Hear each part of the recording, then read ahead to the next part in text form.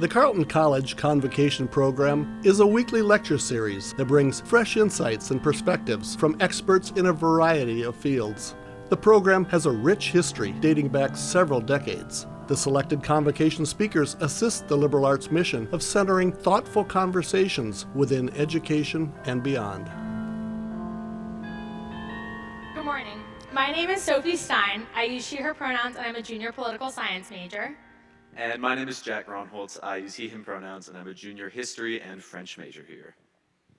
We are two of the student leaders of Interfaith Social Action, which is a group on campus that has been working to address food insecurity. That is why we are so thrilled today to be able to introduce Scott Wopata, who is the executive director of the Community Action Center, or the CAC. The CAC is an incredible service organization and nonprofit in Northfield, working to provide housing, food, school supplies, clothing, and countless other resources centering community and environmental justice in all the work they do. Under Scott's leadership, the CAC has grown to serve over 16,000 people, and as of 2020 services not just Northfield, but all of Rice County. Scott's vision of community service centers the dignity of all people, including CAC participants, other community partners, and everyone else he works with. The CAC places the needs and goals of those directly impacted by issues like food insecurity and housing instability at the heart of all of its decisions. In our own work with Scott, we found him to be an incredibly generous, humble, and thoughtful partner. Scott has gone above and beyond in trying to help students and various offices at Carleton address the very real issue of food insecurity faced by Carleton students. That's why it's hard to imagine a better speaker than Scott to accompany today's Empty Bowls program happening just after Convocation. Empty Bowls is a project started in 1990 by an art teacher and his partner in Michigan who want to raise funds for a food drive in their town and increase awareness of hunger in their community.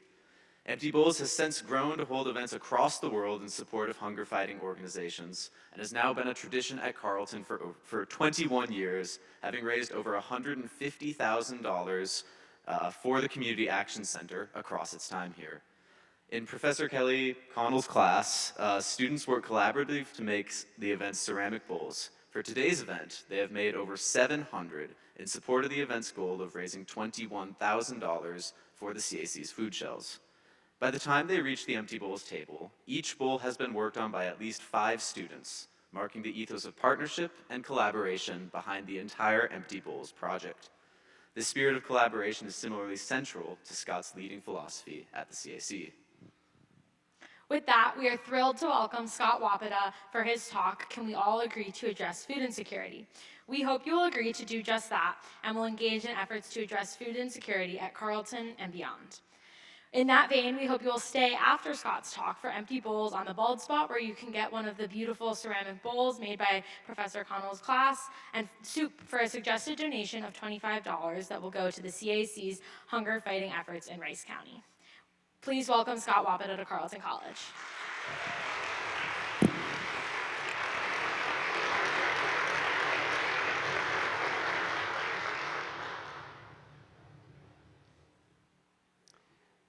That was a wonderful executive summary of everything I'm about to say.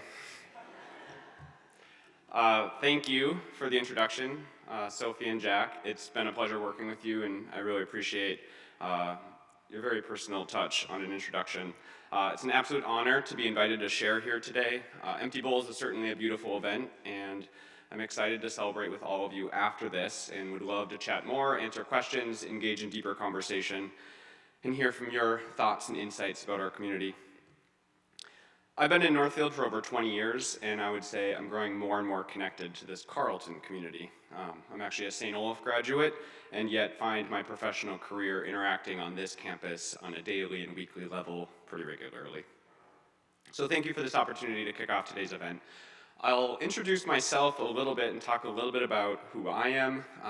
I've lived and worked in Northfield for my entire adult life. That's more than 20 years here in town, and so many of you I see in the audience know me from various roles in this community.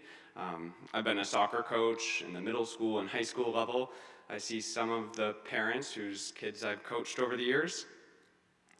I've also been a youth pastor, helping start a church in Northfield, and have done a lot of youth work, specifically at the Key. I've been an insurance adjuster, where I was actually in some of your buildings during some of the flooding, maybe a decade or more ago. Also, flood insurance is really expensive, and your damage probably wasn't covered. I'm really sorry about that. Actually, I've done a lot of carpentry and woodworking, and so I've actually been in some of your homes, remodeling your kitchens or your basements or your living rooms. And more recently, I've stepped into this position at CAC, and so some of you have volunteered, you've been on our board, and for some of you, you've been all of these roles, which is maybe something really interesting to see, both for 20 years, a relationship that's grown, and I'm excited to know you and this community in so many different ways. I would say I've embraced a liberal arts approach to life. Some say that maybe I'm distracted. I see my wife somewhere in here. I prefer the liberal arts description. I'm naturally very curious. I've been captivated by all these various roles. And through all these pursuits, I've really gotten curious about what it means to build community. I've thought about large-scale community building, and that's what brought me to CAC. And so, first 7 years or 6 years ago plus, I became the executive director at Community Action Center, also known as CAC. And the general high-level overview was given by Jack and Sophie, and we do a lot of things. If you think about any basic need, we probably have our fingers in it, so that might be our food shelves and food access, it might be emergency housing, affordable housing, it's rental assistance, financial assistance, it's healthcare access, whether it's substance use supports, it's a lot of youth supports, whether that's scholarship or youth advocates that we have staff in the schools. At times we do transportation things, we do environmental action, we do clothing, we kind of do a little bit of everything, and we'll talk more about that in a bit. But I will say, I came to CAC with this excitement, again, almost, I'm a millennial, so maybe like a quarter-life crisis moment of thinking, what does it mean to really build community at scale? And I rolled up my sleeve excited to do the work of building community. And so I want to give you a little maybe reveal of if you're somebody really interested in this and curious about what this looks like, I'd like to pull back the curtain a little bit about my entry into the nonprofit world, social services. I think I came in this like honeymoon kind of phase thinking, people were telling me, oh, Scott, become an executive director, they said. You'll do such meaningful work. They said, oh, you'll love the nonprofit world. If you love your job, you won't work a day in your life. Yeah, sure. My initial romantic thoughts quickly succumbed to, I'll call it social service, nonprofit culture shock. And so let's talk a little bit about what that looks like. And first and foremost, can I just say it, like the acronyms? There are letters for everything. And I know that's not unique to nonprofits. I mean, trust me, I'm at Carleton. Academia loves its acronyms more than anyone. But at least you guys try to be funny about it. Like, I see posters and there's like cute little words that spell things. We're like just in the corner in our social service world, like eating alphabet soup like cold. Like, we don't put any effort into them. They're just vomited letters that have no meaning, and we own them somehow. I'll just say, out of the 10 kajillion I could choose, the one that gets me most is a phrase called VI Spadat. Anybody heard of this? My social service folks, thanks. VI Spadat. Apparently it can be used, it's an acronym, it can be used as a noun or a verb or an adjective. I prefer it as a curse word, typically. It's a vulnerability index, is the VI, and then specifically it's service prioritization decision assistance tool. Now, you might think like I pulled this out of some obscurity, but this is literally like the genesis of my first day at CAC is to help anybody access housing. Somebody asked me, well, have you VI spadatted them? And I thought, I hope not. Like, have you? I hope. And this is the world that I would say, again, my thoughts of, oh, become an executive director, they said. You'll do really meaningful work. It'll be so purposeful. And yet, these are the things that were clothing what I thought was about building community was actually service prioritization decision assistance tools. I would say there's also this reality in the nonprofit world about an abundance of paradoxical realities.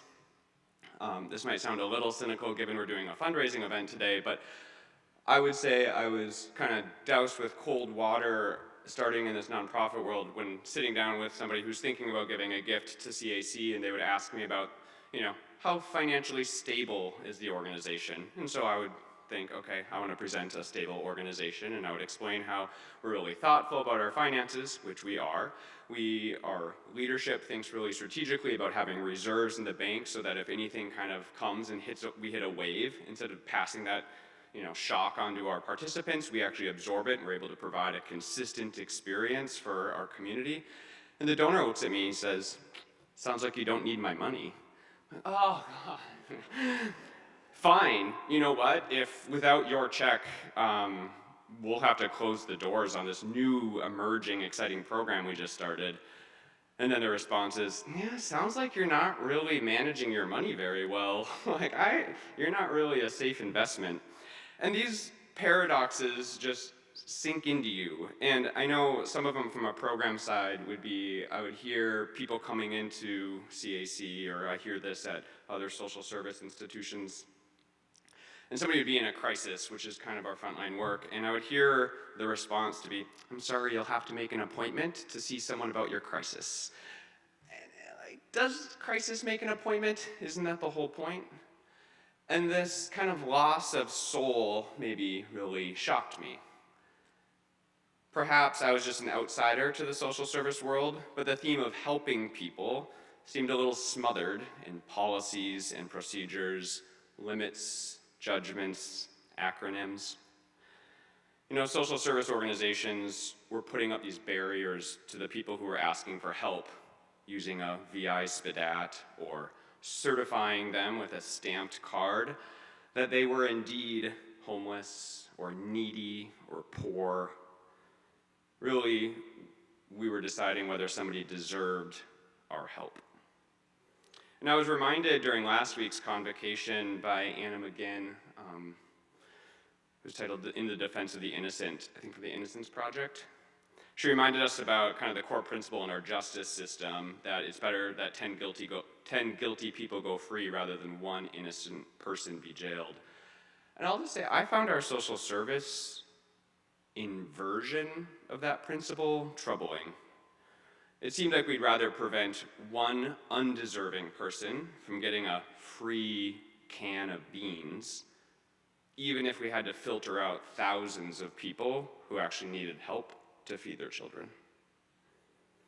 Our goal in social services was to address food insecurity, and so, like so many other places, CAC built a food shelf, and when I came in, I'll admit, there was indeed shelves, and there was food on said shelves.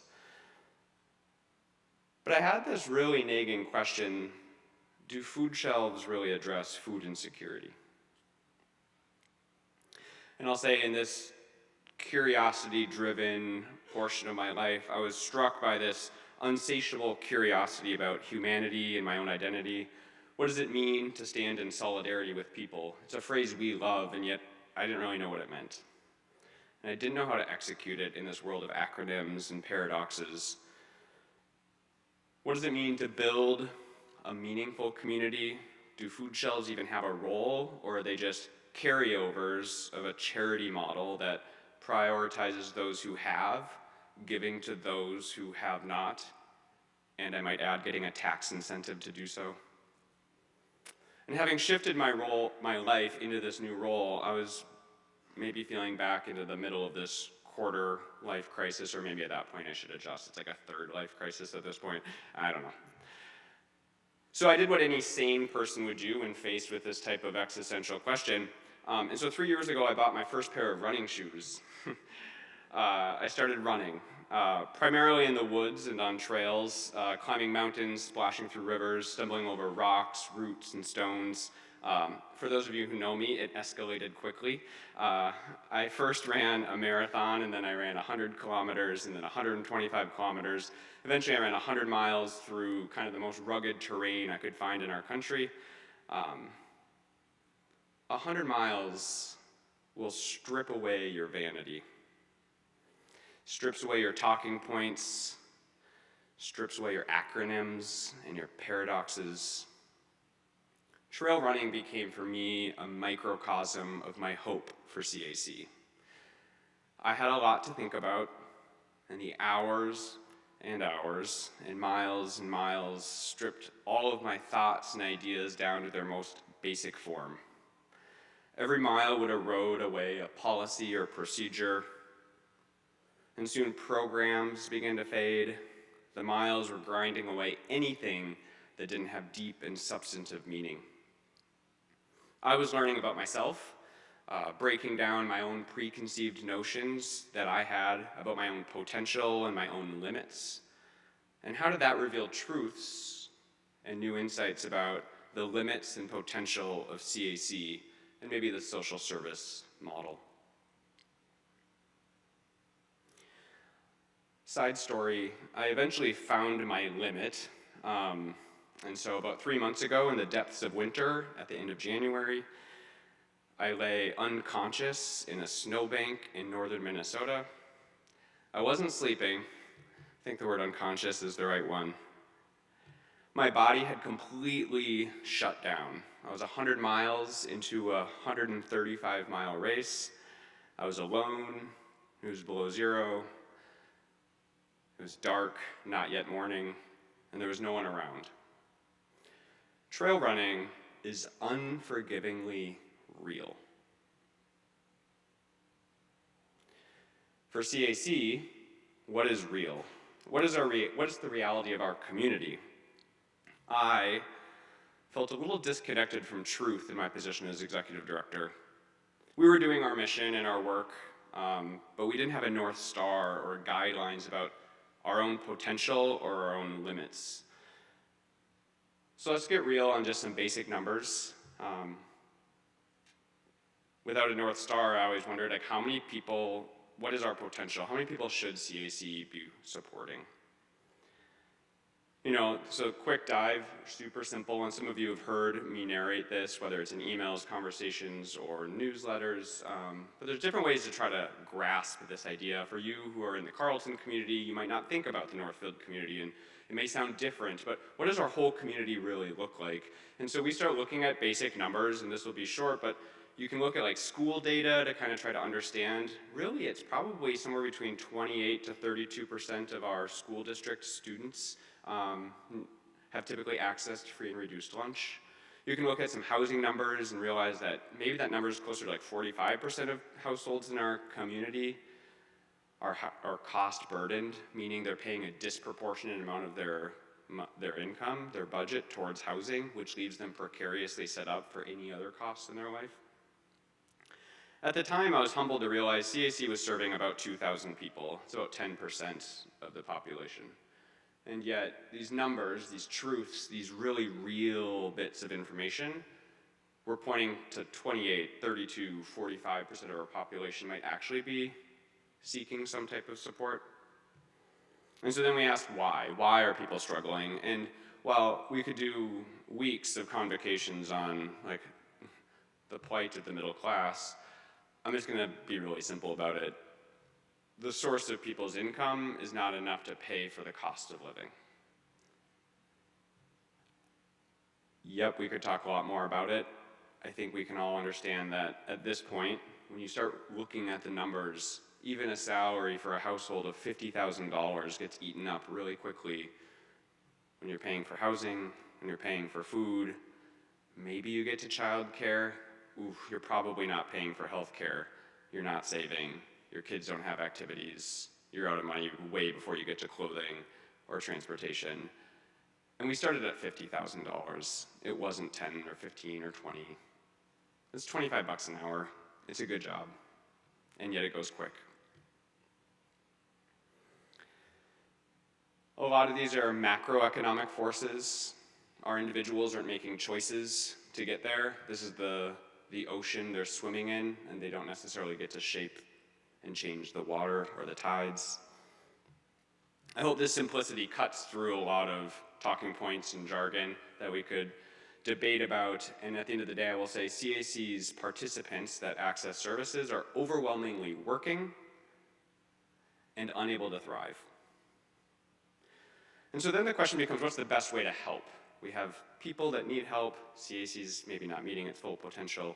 We understand why people need help, but like, what's the best way? And again, quite simply to keep us moving, like, early intervention is the most important. The cost of helping a family that's experiencing homelessness is far more expensive than helping stabilize housing and helping somebody access affordable housing or be able to pay their rent. Maybe you can stabilize a job or even support mental health. All of those are far more effective.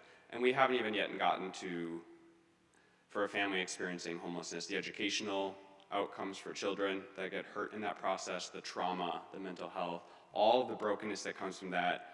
With early intervention, we get ahead of that and we get before the crisis. Early intervention initiatives are hard and challenging because we're battling shame and access to systems, we're battling education and people just knowing how to access systems. And I'll admit, in our social service reality, even CAC sometimes requires eviction notices or late notices on rent before we'll provide rent assistance. We're part of the problem. And we're all part of thinking differently about this. I feel like sometimes this is the new paradox I found in our community, that we believe in early intervention as a last resort.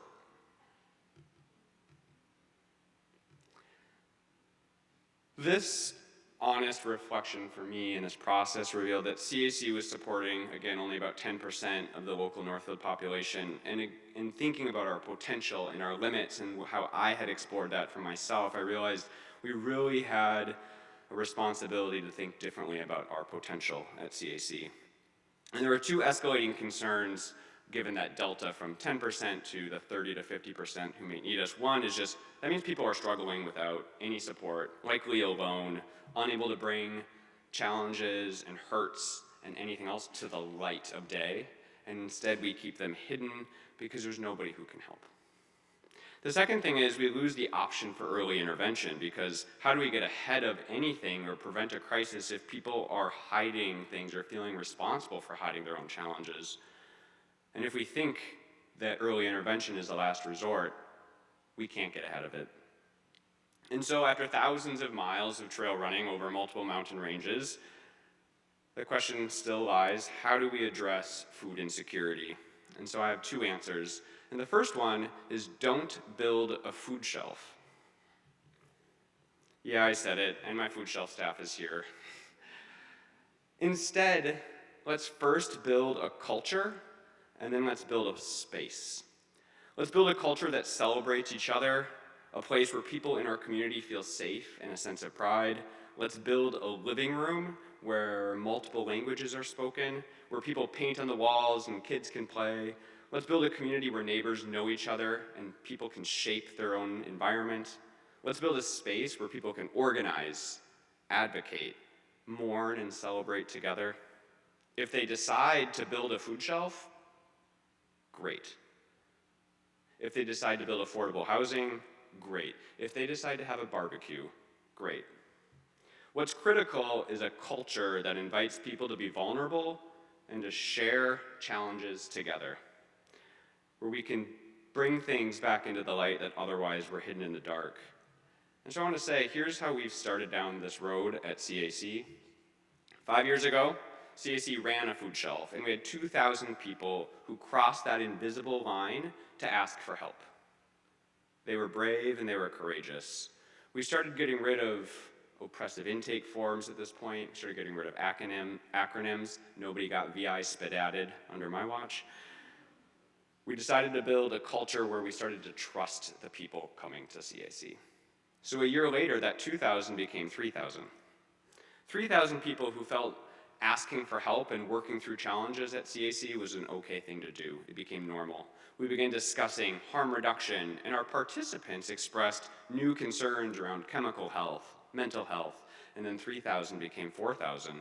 4,000 people in our community began organizing around CAC, and what happened? We got pushed to build a first-in-the-nation net zero energy emergency and affordable housing development. An entire housing development without fossil fuel and powered by on-site solar, and then 4,000 became 5,000. 5,000 became 6,000 people in Northfield. Nearly a third of the population now feel comfortable asking for help when they need it. We're getting closer and closer here in this community to having an infrastructure, a social infrastructure where all people who need help feel comfortable coming to share in those challenges together. Our community has pushed us at CAC to now engage in economic development for our local businesses, to support our private sector, to support our growers and egg community members. Because of this growth and scale, early intervention is now possible. We can get resources to people earlier, well before crisis, and before more harm is done. CAC has a part to play in removing shame in our community, but the real shift is that 6,000 people in our community are active allies and advocates to their friends and neighbors.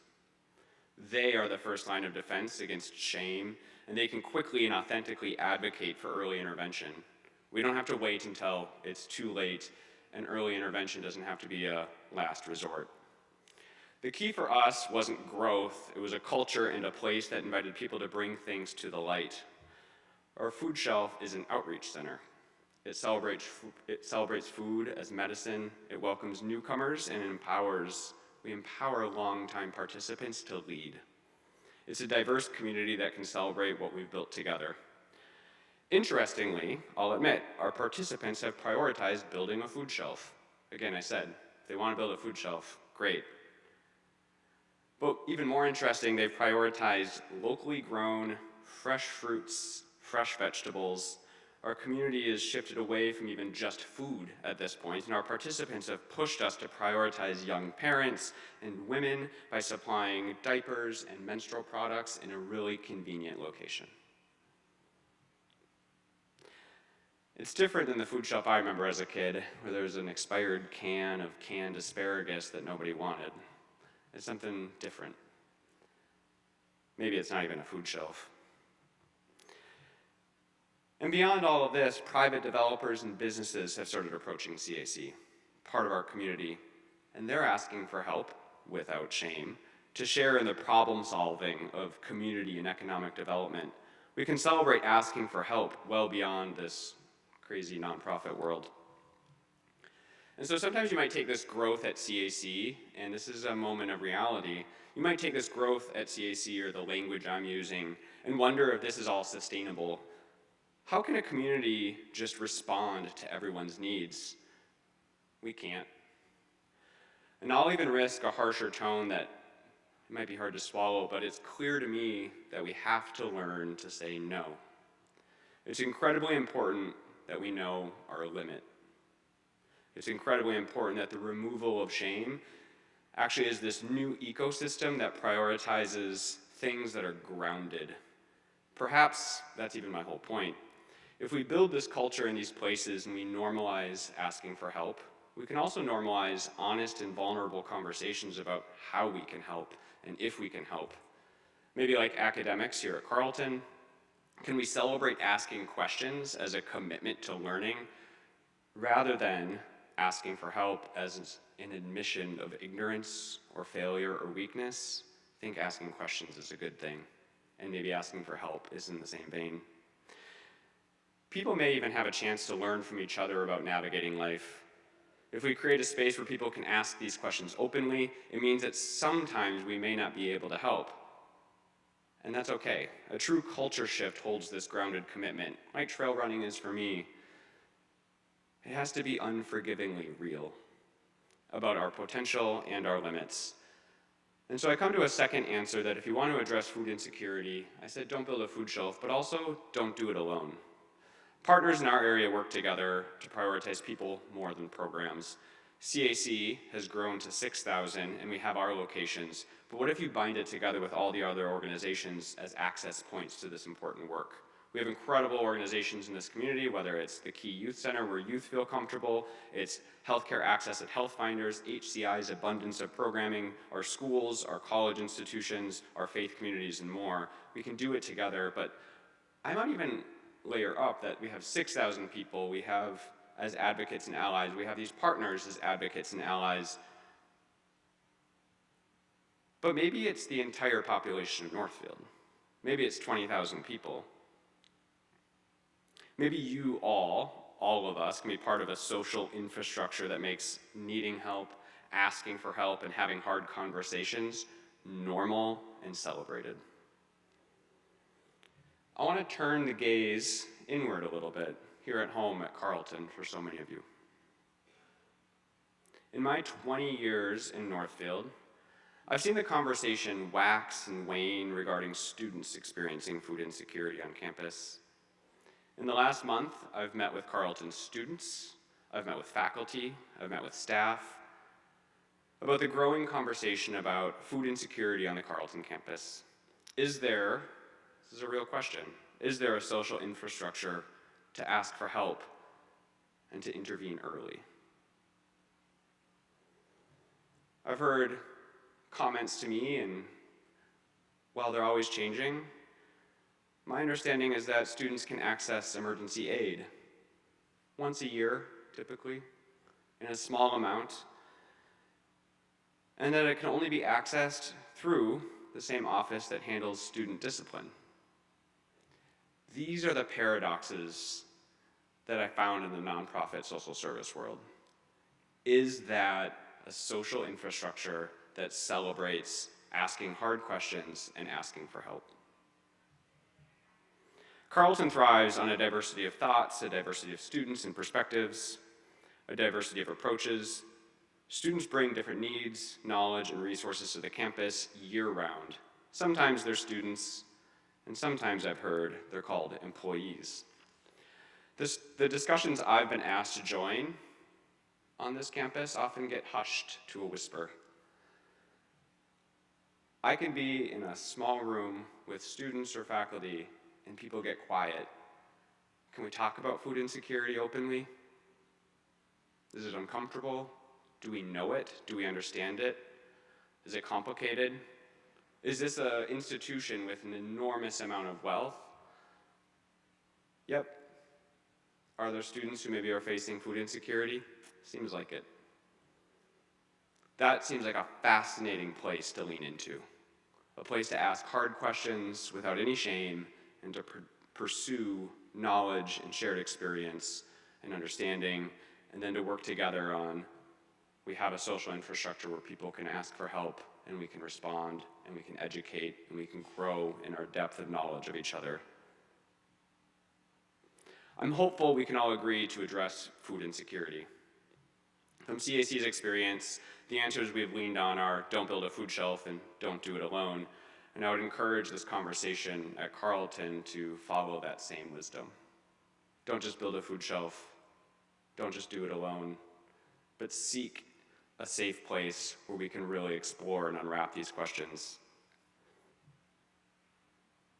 Some people are truly looking for clarity and a grounding about whether they are alone in this challenge or not. Is their situation unique? Do others need help? Is it just them? That is what a safe space provides if you open it up. And we can all be open to building solutions together. And just to be clear, we might even build a food shelf, and that's okay. But can we all just agree on addressing food insecurity? On a personal note, I'd like to bring you back in closing to that dark and lonely snowbank where I found my limit. I had run for over 24 hours and over 100 miles through snow-covered trails, pulling a sled of food and, yes, survival gear. And as my body began to shut down from crippling fatigue, I had stopped at a road crossing to gather my thoughts and try to make a plan. I probably was swearing and I mentioned a VI Spadat or something. The next thing I knew, I was just lying in a snowbank. Not where I last remember standing at the crossroads, but I regained consciousness and I knew I was in trouble. I reached for my phone and I found that I didn't have any cell service. I was truly in the middle of nowhere on a snow-covered dirt road, and it was clear that I wasn't okay. But I looked up, and truly out of nowhere was a truck. It was a rusted-out 1980s white Ford F-150 It's probably the ugliest thing I'd ever seen. And a man stepped out. He told me he was here to help. He looked at me and he kind of laughed and said, "You need help," which was helpful for me. He literally picked me up and he put me in his truck and he drove me to a hospital. The actual part of this story that is important to me is what comes next. I need to confess, my line of work is to professionally help, I professionally try to make asking for help easy and shame-free. That's what I do. It has taken me 3 months to call this man to say thank you.